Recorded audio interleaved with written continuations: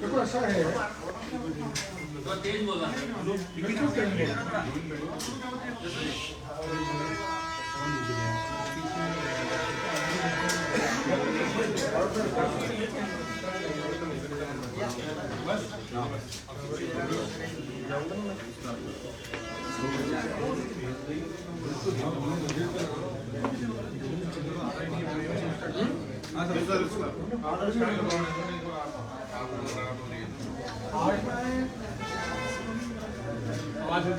सुन लो भाई, सुन लो आराम से हम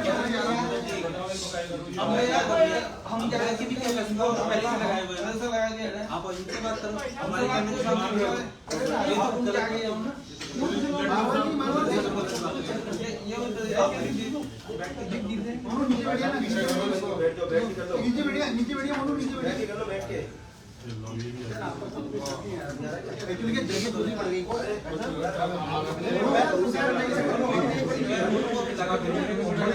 आपको अपनी हम ना जाएंगे बहुत है सब बाद में आएंगे आज नहीं मतलब क्या है हम तो बोल रहे थे खड़े जल्दी आओ नहीं इसका मतलब जाओगे हम आगे आते हैं अच्छा स्टार्ट करो सब बढ़िया कर साइड को जाओ कोई बात नहीं कैमरे वाले भी चल रहे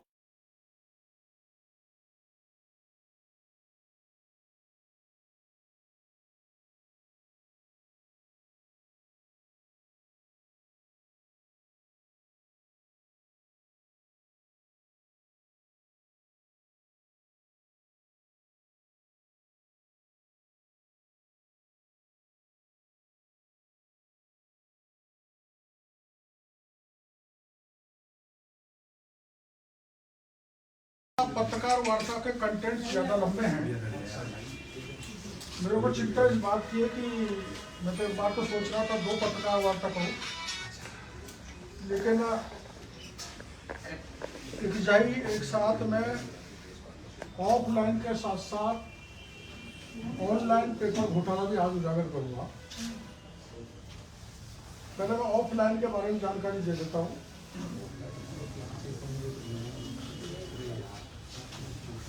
आपको पता है कि वरिष्ठ अध्यापक भर्ती परीक्षा का पेपर लीक हुआ है,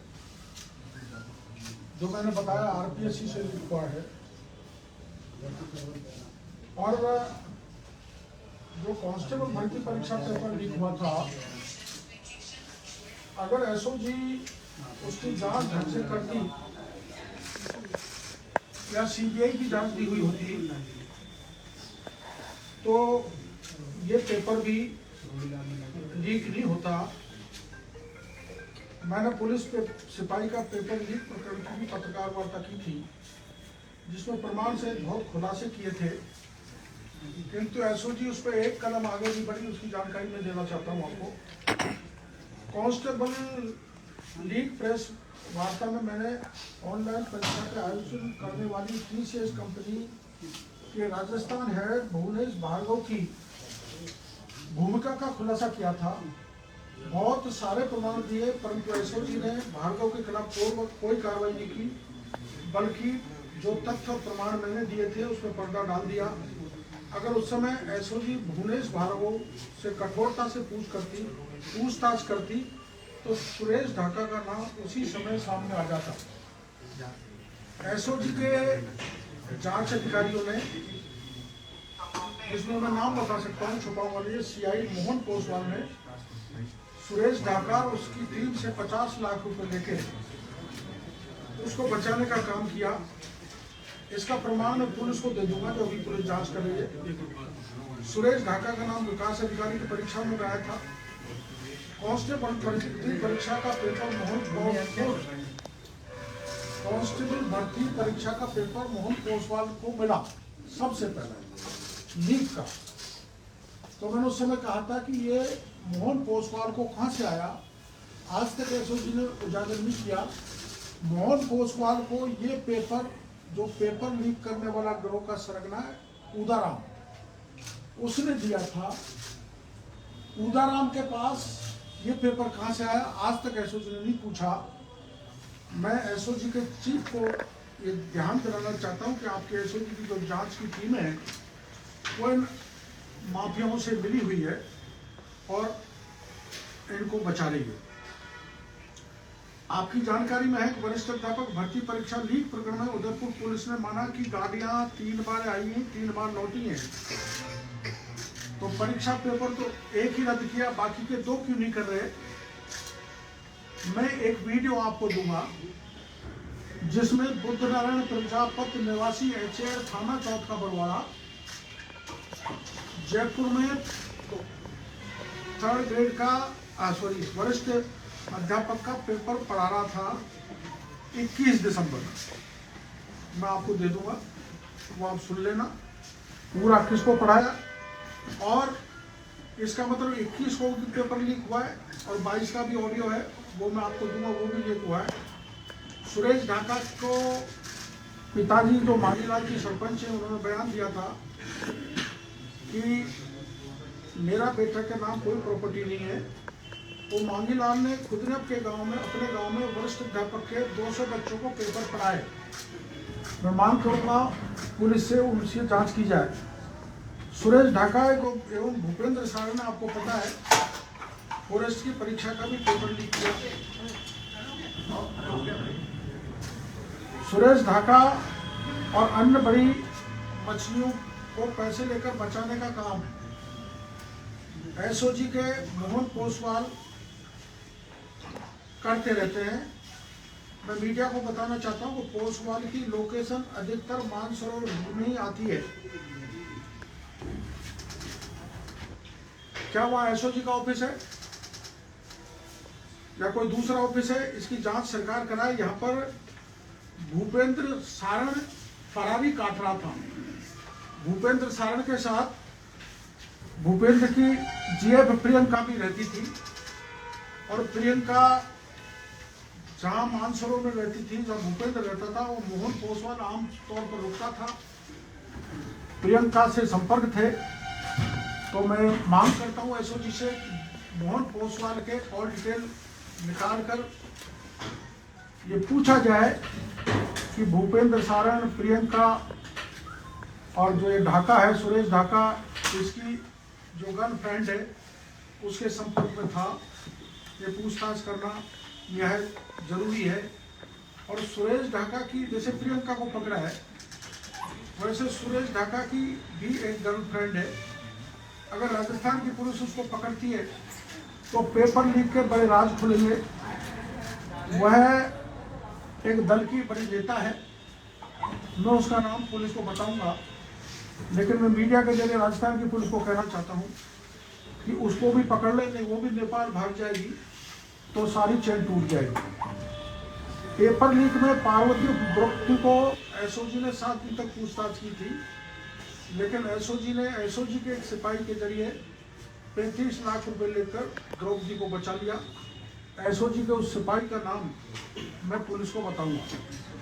सुरेश ढाका पेपर लीक में लिप्त इन बड़े मुलजिमों को बचाने में कई राजनेता को हाथ है, जिस कारण पेपर लीक की जांच निष्पक्ष नहीं होगी। अतः मैं मांग करता हूं कि जबकि जांच सीबीआई से कराई जाए। इसमें 6 एमएलए हैं, लेकिन मैं 6 एमएलए का नाम अभी नहीं बताऊंगा। एक पूर्व विधायक है, एक मंत्री का पीए है और जयनारायण व्यास विश्वविद्यालय के पूर्व छात्र संघ का अध्यक्ष भी इसमें लिप्त है। सुरेश ढाका की गर्लफ्रेंड भी इसमें लिप्त है। विधायकों का नाम अभी जान करना ठीक नहीं, किंतु राज्य के एक मंत्री सुखराम बिश्नोई के पीए मनोहर इस पेपर लीक में लिप्त हैं। ये मनोहर पहले रीड पेपर में भी लिप्त था, लेकिन सुखराम बिश्नोई को शायद इसकी जानकारी नहीं है, मैं कंफर्म कर सकता हूँ। सुखराम बिश्नोई का पीए जो है मनोहर की जांच अगर सुखराम जी करेंगे और पुलिस करेगी तो ये दोषी पाया जाएगा। आरपीएससी के 2018 के बाद जितने भी पेपर हो रहे हैं वो सारे लीक हो रहे हैं। आरपीएससी में बैठा एक व्यक्ति ये काम लगातार कर रहा है, परीक्षा के पेपर लीक कर रहा है।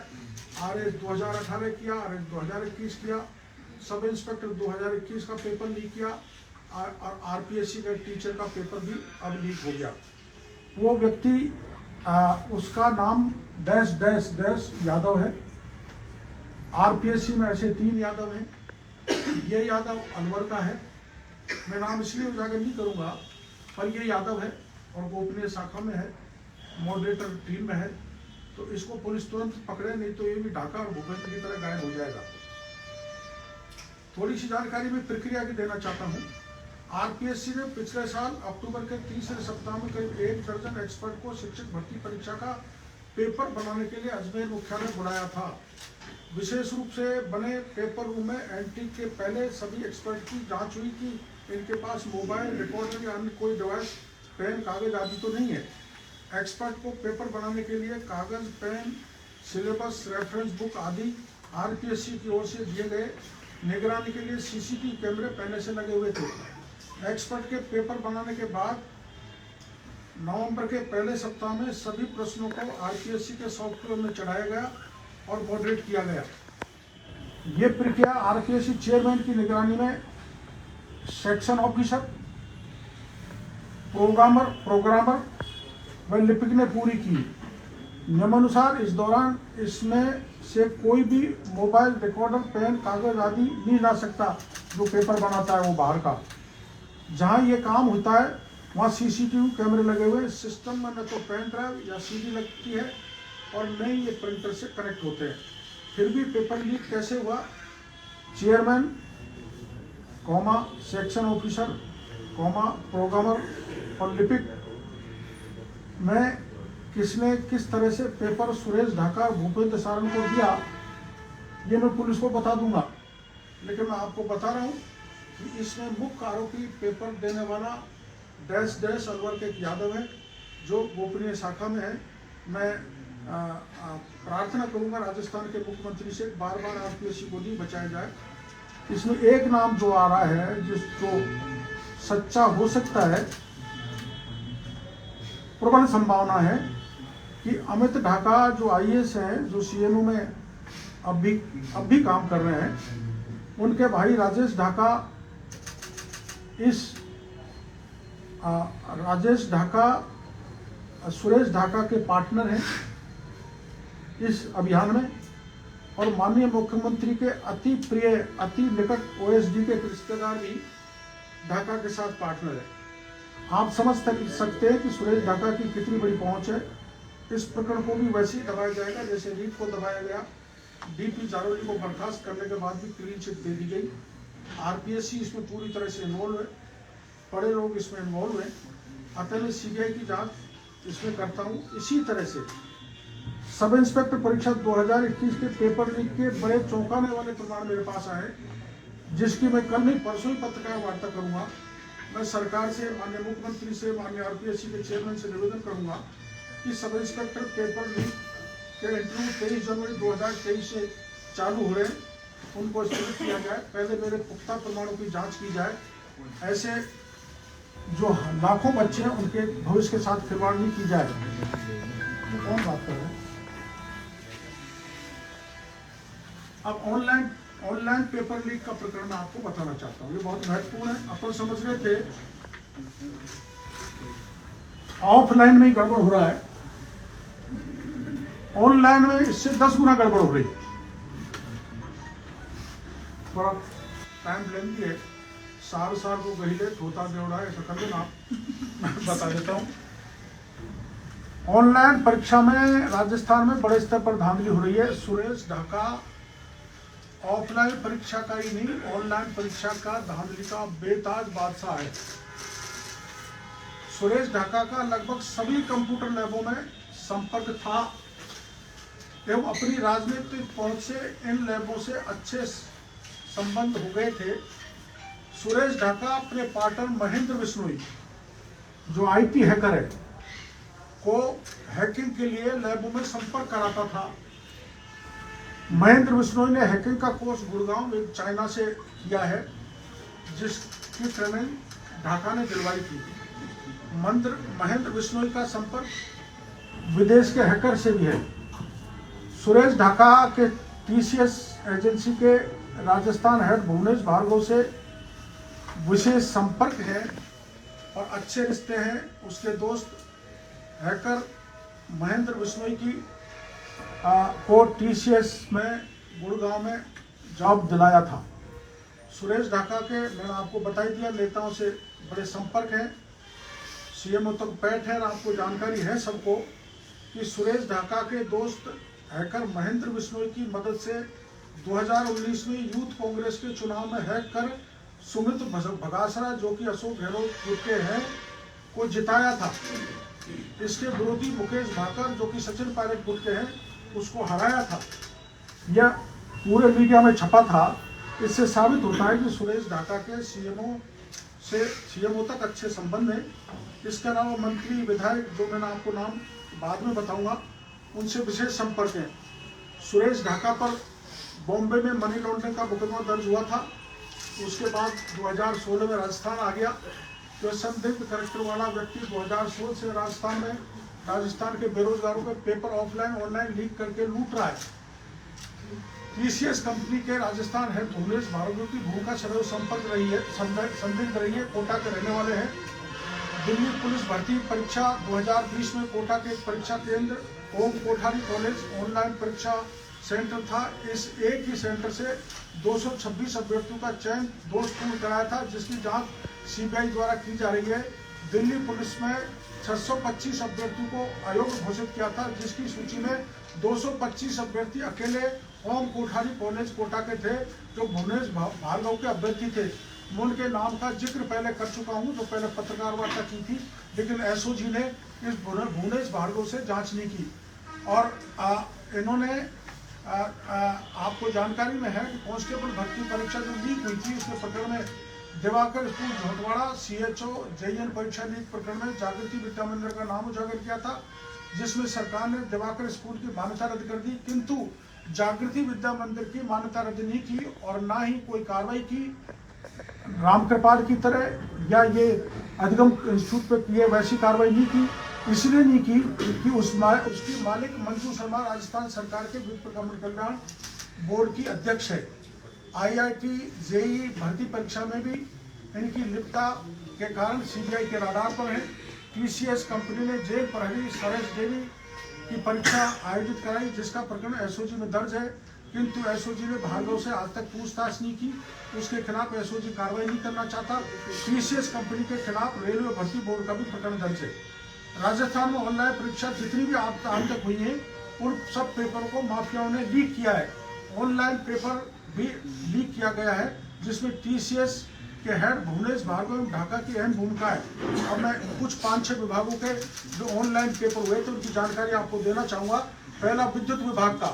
राजस्थान विद्युत प्रसारण निगम द्वारा IBPS एजेंसी के माध्यम से 9 से 14 नवंबर 2021 के मध्य कॉमर्शियल सहायक की परीक्षा कराई गई, जिसका परिणाम 9 दिसंबर 2022 को जारी हो गया, जिसके 2 परीक्षा केंद्र ग्रो कंप्यूटर इंस्टीट्यूट, जिसका मालिक अशोक चौधरी नागौर में है, और 3 विद्यार्थी व 3 बीकानेर के मालिक कपिल चौधरी के 50 विद्यार्थियों के पास होने के बाद IBPS एजेंसी ने संदिग्ध मानते हुए IBPS के कंपनी के 3 कॉलेज बीकानेर को और इस दोनों को ग्रो कॉलेज को ब्लैक लिस्टेड कर दिया।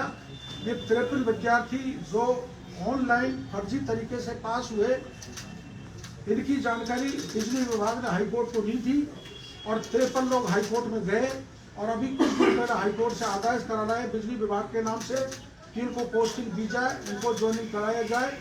मैं सरकार से मांग करना चाहता हूं, बिजली विभाग से मांग करना चाहता हूं कि इस प्रकरण को डबल बेंच में ले जाएं और जो बिजली विभाग ने जो तथ्य छुपाए उन तथ्यों को डबल बेंच में माननीय हाईकोर्ट को बताएं, जिससे ये 53 लोग जो गलत तरीके से ऑनलाइन पास हुए उनको रोका जा सके।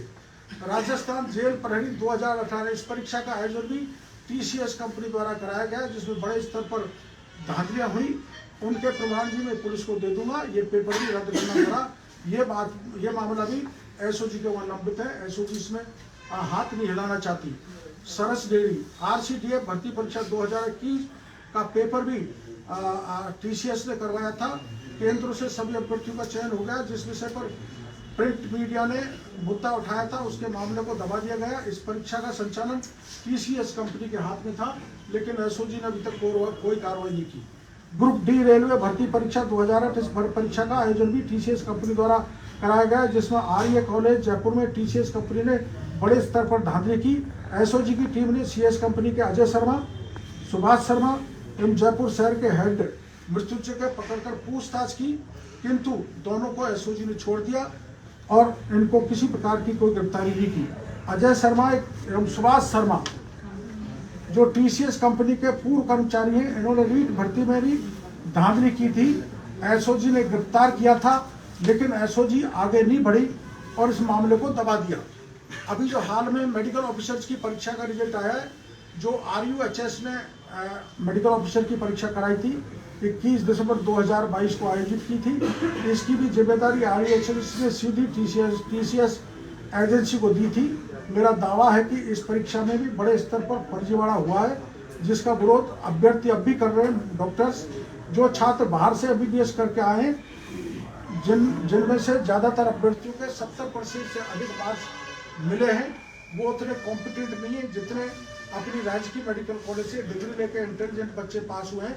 उनको रख दिया गया और बाहर के लोगों को बड़े नंबर देकर TCS कंपनी ने पास कर दिया, रिजल्ट भी जारी कर दिया। और प्रत्येक, मैं दावे के साथ कहता हूँ, प्रत्येक ऐसे पास होने वाले मेडिकल ऑफिसर से 20-20 लाख रुपए लेके करोड़ों रुपए RUHS ने इकट्ठे किए। इसमें माननीय स्वास्थ्य मंत्री जी के पुत्र से जांच किया जाना नितांत आवश्यक है। ऐसे UGC नेट परीक्षा में TCS ने धांधली की। बीकानेर नर्सिंग कॉलेज के एक ही सेंटर में 20 छात्र JRF में चयन हुए। ये इस सेंटर पर भी बड़ा फर्जीवाड़ा हुआ और इस सेंटर पर भी होने वाले अन्य परीक्षार्थियों ने भी इसी प्रकार की धांधली कर रहे हैं। ये महत्वपूर्ण बात है, 20 छात्र पूरे देश में टॉप आए एक ही इंस्टीट्यूट के, तो इससे स्पष्ट होता है कि इन्होंने घोटाला किया है। कील कॉलेज बीकानेर में है, बीकानेर में नर्सिंग कॉलेज है। ये दोनों कॉलेजों के मालिक पार्टनर हैं। जब किसी परीक्षा का सेंटर कील कॉलेज में आता है तो नर्सिंग कॉलेज में सेंटर नहीं आता, और जब नर्सिंग कॉलेज में सेंटर आता है तो कील कॉलेज में सेंटर नहीं आता। अर्थात दोनों मालिक मिलकर परीक्षाओं में ऑनलाइन परीक्षाओं में धांधली कर रहे हैं। ऑनलाइन परीक्षा भर्ती परीक्षा में इन कंप्यूटर लैबों की भूमिका बता रहा हूँ मैं आपको, जरा सुनना। करीबन 1 करोड़ की लागत से कंप्यूटर लैब तैयार होता है। एक कंप्यूटर लैब का मासिक खर्चा 3 लाख रुपए महीने के करीबन है। जैसे 1.5 लाख किराया, 50,000 बिजली का बिल, 30,000 IT स्टाफ, 20,000 UPS का खर्चा, 50,000 स्टाफ का खर्चा। एक लैब के पास ऑनलाइन एग्जाम कराने का करीबन 1.5 लाख रुपए मिलता है। कई बार 6-6 महीने तक एग्जाम नहीं होती। फिर इन कंप्यूटर लैबों के रखरखाव में स्टाफ का खर्चा कहाँ से आता है, ये मैं सरकार से पूछना चाहता हूँ। जबकि गौर करने वाली बात यह है कि जो एजेंसी इन कंप्यूटर लैबों को परीक्षा संपन्न कराने की जिम्मेदारी देती है, ये एजेंसी इन लैबों को 1.5 लाख रुपए भी नहीं देती, दे नहीं रही है। सेंटर लगाने के लिए उल्टे सेंटर वाले पैसे दे रहे हैं, तो इतना बड़ा खर्चा ये लैब कहाँ से चला रहे हैं। राजस्थान में कंप्यूटर लैबों के मालिक अधिकतर हरियाणा के हैं, जिस पर परीक्षा के संबंधित अलग अलग राज्यों में मुकदमे दर्ज हैं। ये लैबें हरियाणा, पंजाब, UP, उत्तराखंड, जम्मू कश्मीर, चंडीगढ़ से ब्लैक लिस्टेड है, जो राजस्थान में आकर हमारे बेरोजगारों को लूट रहे हैं, ठगी कर रहे हैं।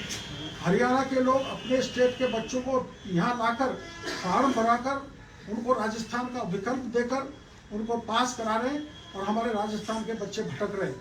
राजस्थान में ऑनलाइन परीक्षा सेंटर बुक कराने की प्रक्रिया TCS एजेंसी खुद सेंटर बुक कराती है, जिसका राजस्थान हेड भुवनेश भार्गव है। TCS के अलावा अन्य कंपनियां राजस्थान के वेंडर के माध्यम से सेंटर बुक करती हैं। राजस्थान में मुख्य 3 वेंडर कंपनी हैं। साई एजुकेशन प्राइवेट लिमिटेड, जिसके मालिक रमेश शर्मा हैं, ऐसे सिल्फर प्राइवेट लिमिटेड जिसके मालिक राघवेंद्र नरूका एवं गगनदीप शर्मा है, net pharma techniques private limited जिसके मालिक रितेश शर्मा है। मेरे संज्ञान में आया कि उक्त तीनों वेंडर परीक्षा सेंटर आवंटित करने के लाखों रुपए कंप्यूटर लैबों से लेते हैं एवं लैबों को परीक्षा संपन्न कराने की राशि भी नहीं देते। इसका मतलब यह है कि कंप्यूटर लैब उक्त वेंडर से मिलकर करोड़ों का कारोबार एवं ऑनलाइन परीक्षाओं को बड़े स्तर पर घोटाले कर रहे हैं। मेरा दावा है कि राजस्थान में इन कंप्यूटर लैबों के खाते चेक कराए जाए तो पता लगेगा कि इनके द्वारा कराई गई परीक्षा का पैसा भी इनके खातों में नहीं आया है। फिर करोड़ों रुपए की लगाई गई लैबों का खर्चा कहां से चल रहा है। ऑनलाइन परीक्षाओं में ऑफलाइन परीक्षा से 10 गुना घोटाला है। इसमें काला धन बहुत बड़े पैमाने पर काले धन का गोरख धंधा चल रहा है। कंप्यूटर लैबों की सूची मैं आपको बताना चाहता हूं।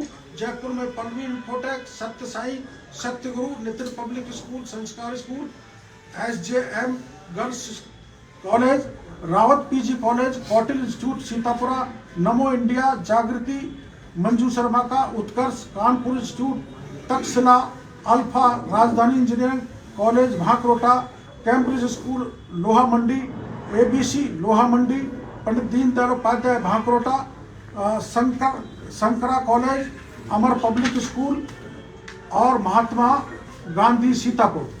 अजमेर में है ग्रो, लोटस इंफोटेक और बीकानेर में है बीकानेर नर्सिंग कॉलेज, कीन college, Bikaner public school, integrative और विजिल। उदयपुर में बुद्धा कॉलेज जो सुरेश ढाका की है, जिसमें बुद्धा कॉलेज जिसमें सुरेश ढाका साइलेंट पार्टनर है। इसने एयरफोर्स की परीक्षा को लीक किया था, जिसका प्रकरण एयरफोर्स ने दर्ज कराया। बुद्धा कॉलेज ऑनलाइन परीक्षा संचालित कराती है। कोटा में जो मैंने आपको बताया, Om Kothari, bits and brights, Shivjyoti, Ganganagar में Atmaballabh, Surendra dental college, Jain ITI college और जोधपुर में मारवाड़ कोठारी। इन लोगों के बारे में राजस्थान पुलिस से मेरी मांग है कि इन संस्थाओं से जाकर पूछताछ करेगी तो पता चलेगा कि इन्होंने परीक्षा कराने तक के पैसे नहीं लिए। इनके खातों में भी चेक किए जाए कि कब कब वेंडरों से पैसे लिए गए। इनके खातों में पैसे ही नहीं डाले गए। अगर परीक्षा की ड्यूटी में सेंटर हेड, IT स्टाफ और अन्य स्टाफ के आधार कार्ड चेक करेंगे तो पता लगेगा कि ये सभी लोग अन्य राज्यों के हैं जो स्टेट हेड भार्गव द्वारा लाए गए हैं। यहाँ राजस्थान में आकर मेहनती बेरोजगार युवाओं की मेहनत पर डाका डाल रहे हैं। इनकी प्रॉपर्टी अगर देखोगे तो इनके पास लग्जरी मकान, लग्जरी होटल, लग्जरी गाड़ी, घर बार, लग्जरी लाइफ जी रहे हैं। जितनी भी ऑनलाइन परीक्षा कराई गई उन सब का पेपर इस तरह से लीक हुआ है जो मैंने आपको बताया। अतः मेरी मांग है सरकार से कि ऑनलाइन परीक्षाओं की जांच भी CBI से करें। रोहिला जी, एक सवाल था कि आप बार बार प्रेस कॉन्फ्रेंस करते हैं, इतने सारे तथ्य भी रखते हैं, SOD में जाके तथ्य बताते हैं, कोर्ट में जाते हैं तो आपसे CBI जांच की मांग को खारिज कर दिया जाता है इन तथ्यों में। तो इन तथ्यों का महत्व क्या है? आप इसलिए मैं 19 जनवरी को हजारों बेरोजगार युवाओं को लेकर दौसा से जयपुर कूच कर रहा हूं और जो मैं बार बार मांग कर रहा हूं उसके लिए मैं हजारों युवाओं को लेकर, बेरोजगारों को लेकर स्थायी रूप से धरने पर बैठूंगा। जब तक बैठा रहूंगा जब तक सरकार राज्य के लाखों बेरोजगारों की इस मांग को नहीं मानेगी। डॉक्टर साहब, एक सवाल ये भी बनता है कि इतने मुद्दे आप उठा रहे हैं और इतने माफिया, शिक्षा माफिया के खास करके ये मुद्दे, आपके नजर में सुझाव क्या है शिक्षा माफिया पे अंकुश लगाने का? सुझाव तो हमने मांग की थी, बेरोजगारों ने भी की थी कि सख्त कानून बनाया जाए। कानून तो बनाए लेकिन उनमें लूप होल बहुत है और उस कानून को धरातल पर नहीं उतारा जा रहा। कागजों पर कागजी घोड़े दौड़ा रहे हैं। आपको पता है जिस अधिगम इंस्टीट्यूट को गिराया है वो सुरेश ढाका का नाम नहीं था। तो ऐसी कार्रवाई सरकार इसलिए कर रही है, 50 लाख करोड़ 1.5 करोड़ की बिल्डिंग को तोड़ के राज्य के 40 लाख बेरोजगार जिनके साथ सभी परीक्षा में धोखा हुआ है, विश्वासघात हुआ है, उनको ठगा गया, उनको लूटा गया, पेपर ऑफलाइन ऑनलाइन लीक किए हैं, उनके ध्यान को बांटना चाहती है सरकार। इससे काम नहीं चलने वाला है। इसलिए सरकार से पुनः मेरा करबद्ध निवेदन है कि राजस्थान के लाखों बच्चों को भविष्य को दृष्टिगत रखते हुए इन सारे प्रकरणों की सीबीआई की जांच कराई जाए, विशेषकर 3rd ग्रेड टीचर, कांस्टेबल भर्ती, आरएस का और सब इंस्पेक्टर का और हीट के पेपर की सीबीआई से हर हालत में जांच कराई जानी चाहिए। किरोड़ जी, ऐसा है कि कुछ आपने नाम बताए और कुछ छुपा लिए, डैश डैश डैश, ये एमएलए डैश डैश, ये मंत्री। मैंने इसलिए छुपाया, आपको पता है। हाँ, मेरी बात तो सुनिए। जी साहब, अगर आपको छुपाना है, सिर्फ पुलिस को ही बताना है, जो कि आपने सुन नहीं है, तो फिर मीडिया को बुलाने का क्या मतलब है? यहाँ तो आपको तथ्य पूरे बताने मैं चाहिए। क्षमा चाहता हूँ आपसे। मैंने आपको पता है, जब पहले पत्रकार वार्ता की थी तो मैंने सुरेश ढाका और भूपेंद्र सारण का नाम बताया था। दूसरे दिन पुलिस को उनको पकड़ना चाहिए था, 2 दिन तक वहाँ पर रहे और वो पार हो गए और अब कहते हैं थाईलैंड पहुँच गए। इसलिए मैं कोई आपसे दुर्भावना नहीं रख रहा हूँ मीडिया से। मैं अल्टीमेटली नहीं पकड़ेंगे, मैं सारे नाम मीडिया को बताऊंगा ही, लेकिन मैं चाहता हूँ कि ये भागे नहीं और पुलिस उनको पकड़ ले। इस दृष्टि से मैंने 2-3 एक नाम आपसे छुपाए, जिसके लिए मैं क्षमा चाहता हूँ। डॉक्टर साहब, ऐसा है, एसओजी पुलिस से सब जांच कर रही है, वो जांच करती है लेट, वो नाम उनके नाम आते हैं लेट। आपकी ऐसी कौन सी जांच एजेंसी है जो सबसे पहले आप ये तथ्य उजागर करें? कौन सी जांच? जांच एजेंसी तो कोई नहीं है, पर राज्य के जो बच्चे लुट रहे हैं या जो ठगे जा रहे हैं या जो पेपर लीक हो रहा है ऑफलाइन या ऑनलाइन, उन बच्चों को मेरे पर भरोसा है, वही मेरे को कागज ला के देते हैं, वही एजेंसी है और कोई एजेंसी नहीं। तो ये घोटाला कितने वर्षों से चलता आ रहा है? का जो ये भर्ती घोटाला है अभी 2016 से मान के चलो, मैं 2016 से अभी 2023 तक के मैंने ये घोटाले ऑफलाइन ऑनलाइन आपको बताया। इससे पहले ऑनलाइन जो परीक्षा है उनका घोटाला, उनकी मुझे जानकारी। डॉक्टर साहब, मेरा सवाल पेपर लीक से 2016 में बीजेपी राजस्थान की एक महिला अधिकारी ने डीएलवी डायरेक्टर पर बहुत गंभीर आरोप लगाए हैं, एक मंत्री भी आरोपों की चपेट में है। उस विषय पर आप कब प्रेस कॉन्फ्रेंस करेंगे? महिला आयोग की एक टीम भी राजस्थान आ रही है, आपकी कोई बयान दिया है? महिला अगर मेरे को मिलेगी और सत्ता प्रमाण देगी तो मैं निश्चित रूप से मीडिया को बताऊंगा। किरोड़ जी, आपने कहा था कि 2016 में बीजेपी की सरकार थी, उस समय भी घोटाले हुए थे। मैं बता रहा हूँ 2016-17 पूरे सारी बात करा लेंगे। गहलोत साहब ने अगर हिम्मत है तो दोनों राज्यों के लिए घोटाले की जांच कराई जाए, जो दोषी हो। आप विधानसभा में थे उस समय जब बीजेपी की सरकार थी ना, तब मैं बता रहा हूँ जानकारी। कब से जानकारी में आए ये मामले आपके? ये 2-3 साल। एक ब्रीफ में बता